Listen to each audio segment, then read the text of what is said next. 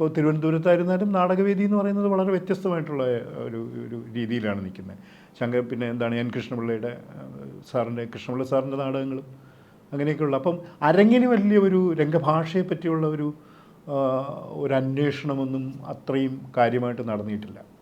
സാഹിത്യമാണ് ഇപ്പോഴും ഭാഷയാണ്, സാഹിത്യമാണ് എന്നെ ഇപ്പോഴും ഇൻസ്പയർ ചെയ്യുന്നത്. സർഗപരമായിട്ട് എന്നെ സ്പർശിക്കുന്നത് വാക്കാണ്, സാഹിത്യം തന്നെയാണ്.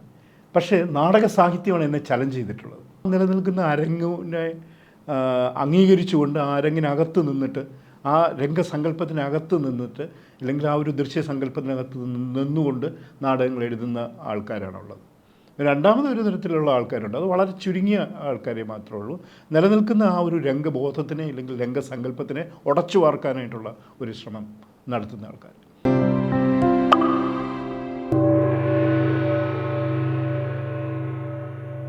കൽക്കട്ടയിൽ നിന്ന് തിരിച്ചു വരുമ്പോൾ ഞാൻ കാണുന്നത് എന്താണെന്ന് പറഞ്ഞു കഴിഞ്ഞാൽ, ഇല്ലെങ്കിൽ ഞാൻ അനുഭവിച്ചിട്ടുള്ളത് ഇപ്പം ഞാൻ വിലയിരുത്തുമ്പോൾ, അതിന് രൂപപരമായിട്ടുള്ള മലയാള നാടകവേദിയിൽ രൂപപരമായിട്ടുള്ള ഒരു അന്വേഷണത്തിൻ്റെ ഒരു പരിശ്രമം വളരെ ഇതായിട്ട് നടക്കുന്നതായിട്ടാണ് കാണുന്നത്.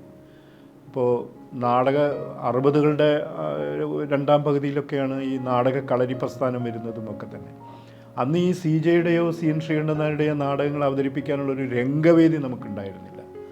അന്ന് ഇപ്പോൾ തിരുവനന്തപുരത്തായിരുന്നാലും നാടകവേദി എന്ന് പറയുന്നത് വളരെ വ്യത്യസ്തമായിട്ടുള്ള ഒരു ഒരു രീതിയിലാണ് നിൽക്കുന്നത്.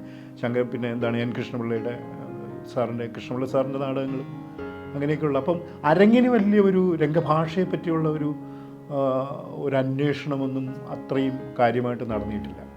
അത് CJ-യിലൊക്കെ കാണുന്ന CJ തോമസിനെ പോലുള്ള വളരെ ജീനിയസ് ആയിട്ടുള്ളൊരു റൈറ്ററെയൊന്നും ഒരു സ്പേസ് ആയിരുന്നില്ല. അപ്പോൾ അതിൻ്റെ ഫ്രസ്ട്രേഷൻ മുഴുവൻ പിന്നെ CJ-യിലുണ്ടായിരുന്നു.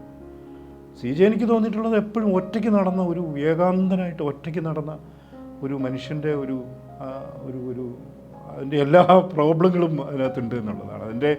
അതിൻ്റെ രോഷമുണ്ട്, അതിൻ്റെ ഒരു വീർപ്പുമുട്ടലുണ്ട്, അതിൻ്റെ ആ ജീനിയസ് കൊണ്ടുവന്നിട്ടുള്ള നാടക ശില്പങ്ങളുണ്ട്. പക്ഷേ അതൊന്നും തന്നെ, അതുപോലെ തന്നെ CN-ൻ്റെ കാര്യം എടുക്കുമ്പോഴത്തേക്കും വലിയ നാടകങ്ങളാണ് എഴുതിയിരിക്കുന്നത്. നാടകത്രയം പോലെയുള്ളതും കലിയിലൊക്കെ വരുമ്പോഴത്തേക്കുമൊക്കെ ആ രചനയുടെ ഏറ്റവും സമൂർത്തമായിട്ടുള്ളൊരിതിൽ അന്ന് നിൽക്കുന്ന ഒരു നാടകവേദിയെ മാറ്റിമറിക്കാനുള്ള ഒരു വലിയൊരു എനർജിയാണ് അതിനകത്ത് കിടക്കുന്നത്. പക്ഷെ നമ്മുടെ അരങ്ങിന് അത് ഉൾക്കൊള്ളാൻ പറ്റുമായിരുന്നില്ല. എപ്പോഴും അതാണ് ഞാൻ പറഞ്ഞത്, ഞാൻ നേരത്തെ പറഞ്ഞില്ലേ, ഒരു ചലഞ്ചുണ്ട് എന്ന് പറഞ്ഞു. സാഹിത്യമാണ് ഇപ്പോഴും ഭാഷയാണ്, സാഹിത്യമാണ് എന്നെ ഇപ്പോഴും ഇൻസ്പയർ ചെയ്യുന്നത്. സർഗപരമായിട്ട് എന്നെ സ്പർശിക്കുന്നത് വാക്കാണ്, സാഹിത്യം തന്നെയാണ്. പക്ഷേ നാടക സാഹിത്യമാണ് എന്നെ ചലഞ്ച് ചെയ്തിട്ടുള്ളത്.